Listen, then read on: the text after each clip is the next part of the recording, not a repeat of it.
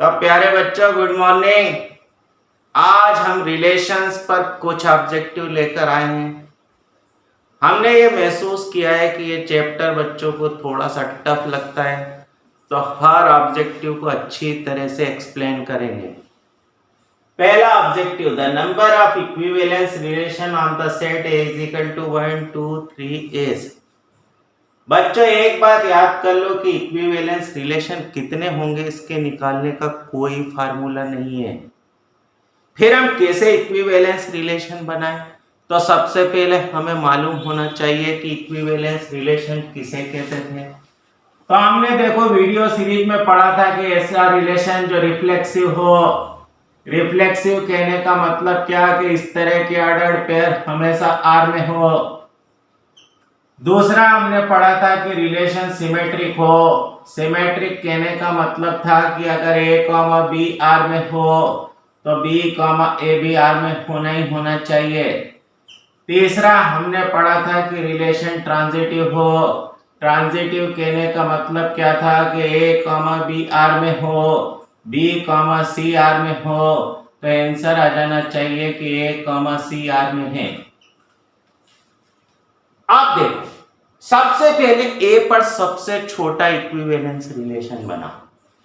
सबसे छोटा equivalence relation identity relation था, जिसमें हर एलिमेंट खुद से रिलेटेड था। इसके बाद A पर सबसे बड़ा इक्विवेलेंस रिलेशन बना।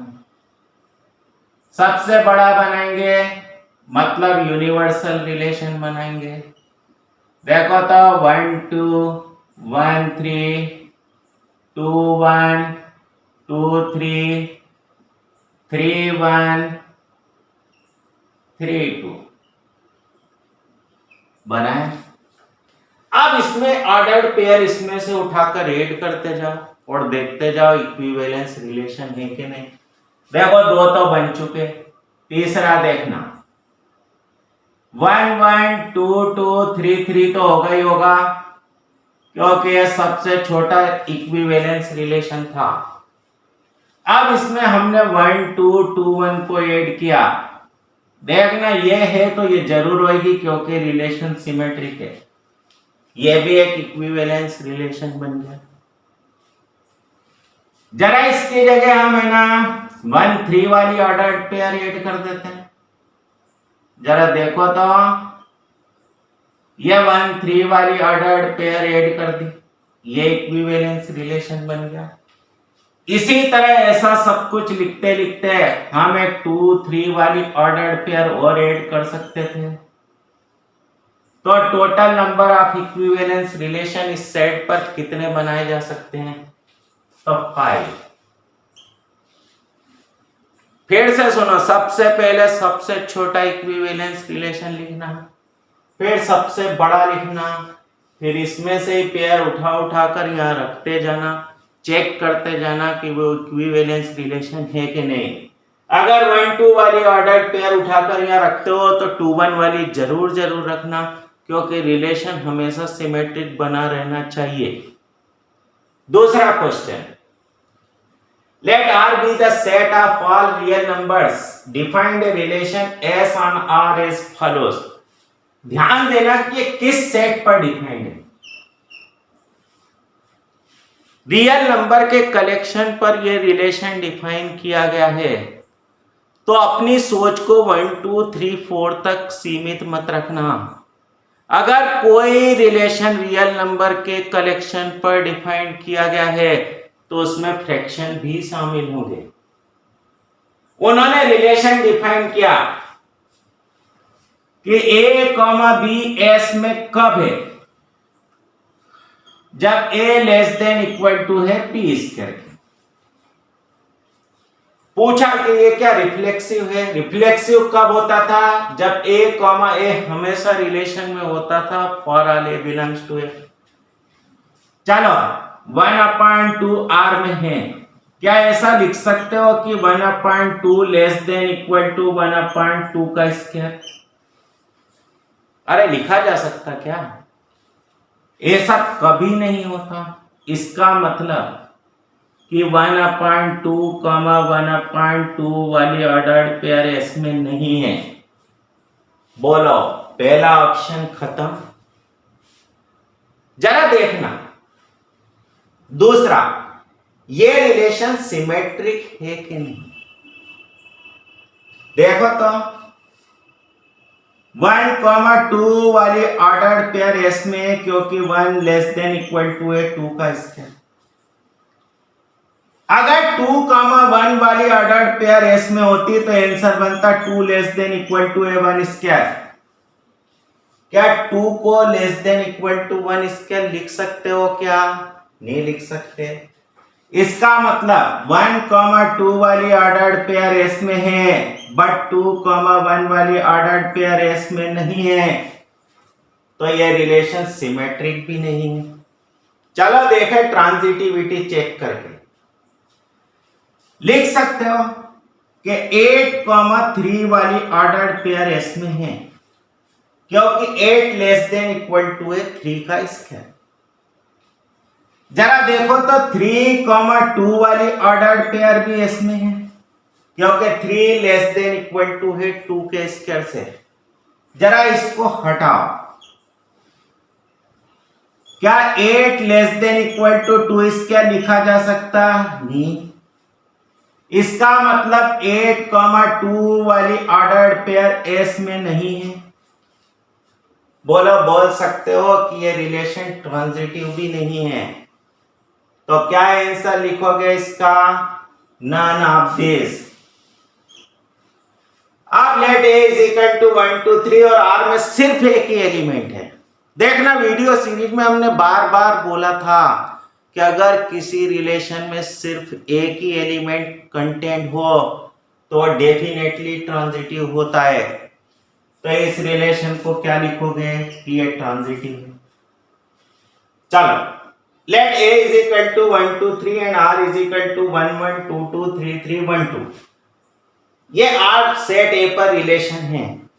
देखो, ये रिफ्लेक्सिव जरूर है, क्योंकि इस तरह की हर ऑर्डर्ड पेयर r में है।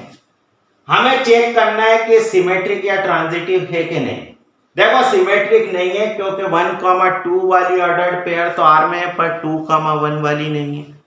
मतलब पहला क्लू तो मिला कि ये रिफ्लेक्सिव है, दूसरा ये सिमेट्रिक नहीं है। ट्रांजिटिव देखना। चलो, 1,2 वाली ऑर्डर्ड पेयर r में है, 2,2 वाली ऑर्डर्ड पेयर r में है, इसको हटा दो तो 1,2 बना। क्या ये r में था? देखना, 1,2 वाली ऑर्डर्ड पेयर r में है, 1,1 वाली ऑर्डर्ड पेयर r में है। जरा इसको हटाओ, फिर से बन गया 1,2, ये r में है। मतलब ये रिलेशन रिफ्लेक्सिव है, ट्रांजिटिव है, पर सिमेट्रिक नहीं है। तो ऑप्शन ए करेक्ट है। देखना, फिर से सुनो। ये रिलेशन रिफ्लेक्सिव था, क्योंकि इस तरह की ऑर्डर्ड पेयर हमेशा r में थी। हमने देखा सिमेट्रिक नहीं है, क्योंकि 1,2 इसमें है, पर 2,1 इसमें नहीं है। ट्रांजिटिव है, क्योंकि हमने मैच करके देखा। तो बोलो, ये समझ में आया? तो देखो बच्चों, question number 5। Let T be the set of all triangles in the Euclidean plane and let a relation R on T be defined as। हमने लिखा कि A रिलेटेड है B के। ये देखो, ट्रायंगल्स हैं A और B। अरे T ट्रायंगल्स का कलेक्शन था और A और B T में है। इसका मतलब क्या था कि A सिमिलर है B के। अरे सिमिलरिटी का निशान याद करो, 9th 10th में पढ़ते थे ऐसा।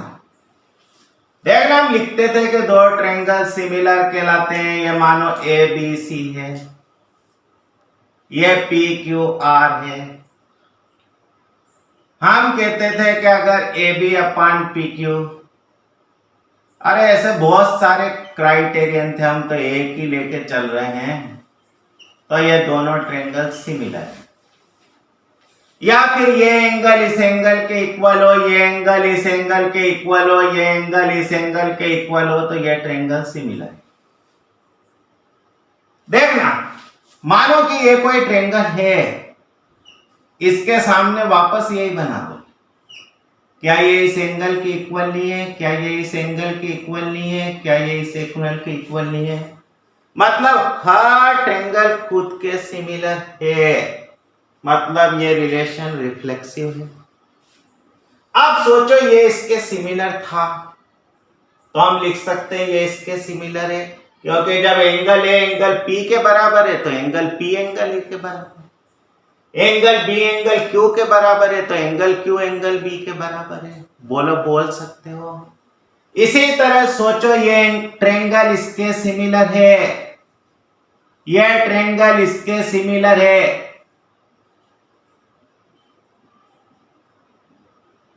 देखना, माने ये एंगल इसके बराबर है, ये एंगल इसके बराबर है, तो सीधा लिख सकते हैं बी एंगल एम के बराबर है, सी इसी तरह एंगल एन के बराबर है। माने अगर ए सिमिलर है बी के, बी सिमिलर है सी के, तो ए सिमिलर है सी के। बोलो ये रिलेशन रिफ्लेक्सिव, सिमेट्रिक, ट्रांजिटिव तीनों हो गया, तो लिख सकते हैं ये एक इक्विवेलेंस रिलेशन है। क्वेश्चन नंबर 6 देखो, late x be a set and px be its power set। Power set मतलब x के सभी सबसेट्स का कलेक्शन।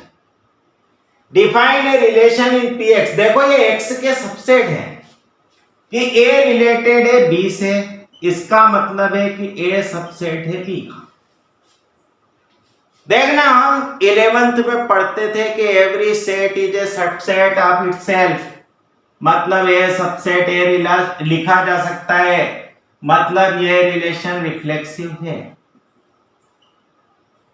सोचो अगर ए रिलेटेड है बी से तो इसका मतलब है ए सबसेट है बी के, तो इसका मतलब ये नहीं है कि बी भी ए का सबसेट है। हो भी सकता है, नहीं भी हो सकता है, मतलब ये रिलेशन सिमेट्रिक नहीं है। सही। अब मानो कि ए रिलेटेड है बी से, बी रिलेटेड है सी से, इसका मतलब ए सबसेट है बी का, बी सबसेट है सी का, तो आसानी से लिख सकते हो ए सबसेट है सी का, मतलब ए रिलेटेड है सी से। ये रिलेशन ट्रांजिटिव है, तो हमारे पास क्या बन गया? रिफ्लेक्सिव है, ट्रांजिटिव है, पर सिमेट्रिक नहीं है। Option B correct.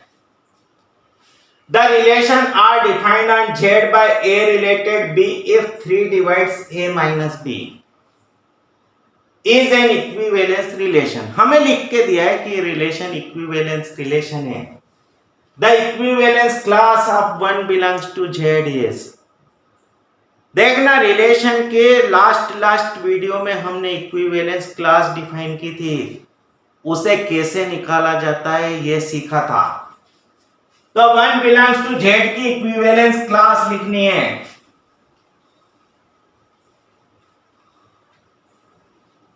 देखो, 1 बिलोंग्स टू Z की इक्विवेलेंस क्लास बोलने का मतलब क्या है? ऐसा स्क्वायर ब्रैकेट में 1 से लिखा था, यह ओन इंटीजर्स का कलेक्शन है जो 1 से रिलेटेड हैं।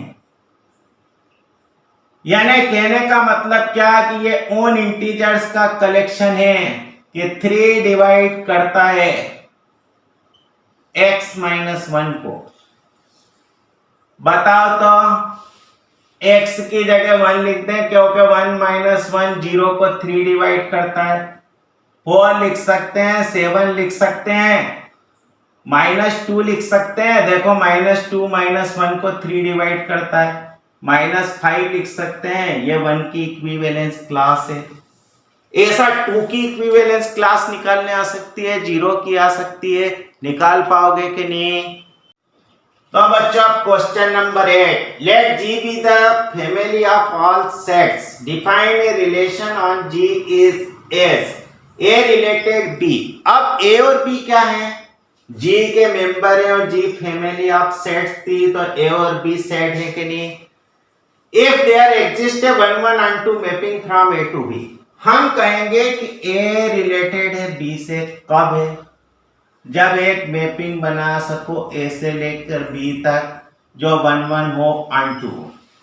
देखना, आइडेंटिटी मैपिंग ऐसी होती है जो सेट से सेट तक होती है और 1 1 ऑन टू होती है। मतलब A, A जैसी ऑर्डर्ड पेयर हमेशा R में है। बोलो रिलेशन रिफ्लेक्सिव है। मानो कि ए कॉमा बी आर में है, इसका मतलब इन दोनों के बीच में एक 1:1 मैपिंग बनेगी। बोलो इसकी इनवर्स मैपिंग बना दें तो वो भी अपने आप 1:1 होगी। इसका मतलब बी कॉमा ए हमेशा आर में चला गया। बोलो रिलेशन सिमेट्रिक बना के नहीं। आप सोचो ए कॉमा बी आर में है, बी कॉमा सी आर में है। यह कहने का मतलब है कि इन दोनों के बीच में एक 1:1 मैपिंग बनी हुई है। इसी तरह इन दोनों के बीच में भी एक 1:1 मैपिंग बनी हुई है। देखो दो मैपिंग की कंपोजिट मैपिंग जो होती है वो भी 1:1 होती है। इसका मतलब ए कॉमा सी आर में चला गया। बोलो रिलेशन ट्रांजिटिव बन गया कि नहीं। इसका मतलब यह रिलेशन इक्विवेलेंस रिलेशन है, क्योंकि ये रिफ्लेक्सिव, सिमेट्रिक, ट्रांजिटिव तीनों हैं। अब देखो हमने दो मैट्रिक्स की सिमिलरिटी डिफाइन की कि एक मैट्रिक्स ए दूसरे के सिमिलर कहलाता है अगर एक इन्वर्टिबल मैट्रिक्स पी ऐसा ढूंढ सको कि P inverse A P is equal to B. Invertible matrix बोलने का मतलब है कि उसका इनवर्स एग्जिस्ट होना चाहिए। याद करो उस मैट्रिक्स का इनवर्स एग्जिस्ट होता है जिसका डिटर्मिनेंट 0 के बराबर नहीं है। देखना आइडेंटिटी मैट्रिक्स ऐसा मैट्रिक्स है जिसका डिटर्मिनेंट 0 के बराबर नहीं है, और ऐसा लिख सकते हैं कि I inverse A I is equal to A. यह बोलने का मतलब है कि मैट्रिक्स ए खुद के सिमिलर है। बोलो रिलेशन रिफ्लेक्सिव बना।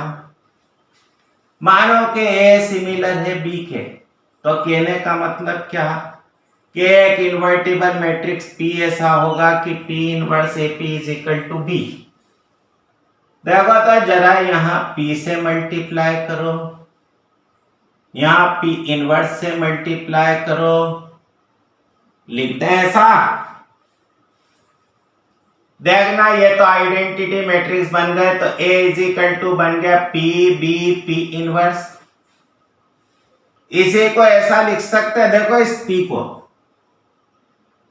पी इनवर्स का inverse B P inverse is equal to A. देखना हमने एक इन्वर्टिबल मैट्रिक्स पी इनवर्स ऐसा ढूंढ लिया कि पी इनवर्स का इनवर्स बी पी इनवर्स बराबर ए है, तो बोला लिख सकते हैं कि बी सिमिलर है ए के, मतलब ये रिलेशन सिमेट्रिक भी है। जरा देखें ट्रांजिटिव है कि नहीं।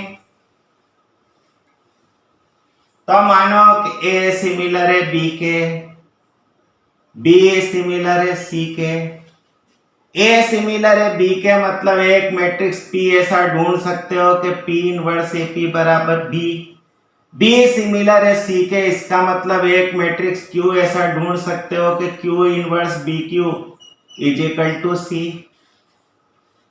किस किस के बीच में रिलेशन चाहिए, ए और सी के। जरा देखना यहां से Q की वैल्यू, B की वैल्यू ऐसे लिख सकते हैं, बोलो तो Q C Q इनवर्स बना सकते हैं ऐसे। जरा इस वैल्यू को उठा के यहां पे रख दो। अरे यहाँ Q से मल्टीप्लाई कर देना, यहाँ Q इनवर्स से मल्टीप्लाई कर देना, तो P इनवर्स AP बराबर लिख सकते हैं Q C Q इनवर्स। हमें ए और सी के बीच में रिलेशन चाहिए, हमें सी को अकेला करना पड़ेगा। जरा यहां क्यू इनवर्स से मल्टीप्लाई कर दो तो, और यहां काय से मल्टीप्लाई कर दोगे, क्यू से। देखो यहां क्यू इनवर्स से मल्टीप्लाई किया तो हट गया, क्यू से मल्टीप्लाई किया तो ये हट गया। लिख दें। इसी को ऐसा लिख सकते हो कि नहीं कि पी क्यू का whole inverse A P Q is equal to C. याद करो मैट्रिक्स की थ्योरी में पी क्यू का inverse is equal to Q inverse P inverse होता है। देखो हमने एक इन्वर्टिबल मैट्रिक्स पी क्यू ऐसा ढूंढ लिया कि इन तीनों का प्रोडक्ट सी के बराबर है। लिख सकते हो कि ए सिमिलर है सी के, मतलब अगर ए सिमिलर है बी के, बी सिमिलर है सी के, तो लिख सकते हो ए सिमिलर है सी के। इसका मतलब ये रिलेशन ट्रांजिटिव भी बन गया, क्योंकि ये रिलेशन रिफ्लेक्सिव, सिमेट्रिक, ट्रांजिटिव तीनों हैं, तो ये एक इक्विवेलेंस रिलेशन है। 10th क्वेश्चन थोड़ा सा थ्योरेटिकल है, इसका प्रूफ भी हमने वीडियो में दिया है कि अगर R1 और R2 तो इक्विवेलेंस रिलेशन है तो उनका इंटरसेक्शन डेफिनेटली इक्विवेलेंस रिलेशन है, इनवर्स इक्विवेलेंस का इक्विवेलेंस रिलेशन है। तो R1 और R2 इक्विवेलेंस रिलेशन थे तो ये एक इक्विवेलेंस रिलेशन बन गया। फिर इन दोनों का इनवर्स भी इक्विवेलेंस रिलेशन है, फिर दो इक्विवेलेंस का इंटरसेक्शन भी इक्विवेलेंस रिलेशन है। सिर्फ R1 यूनियन R2 कोई जरूरी नहीं कि इक्विवेलेंस रिलेशन हो। तो बोलो कौन सा स्टेटमेंट इनकरेक्ट हुआ? तो थोड़े थोड़े थ्योरेटिकल क्वेश्चंस भी पूछे जा सकते हैं। उम्मीद है ये वीडियो पसंद आया होगा। Have a nice day.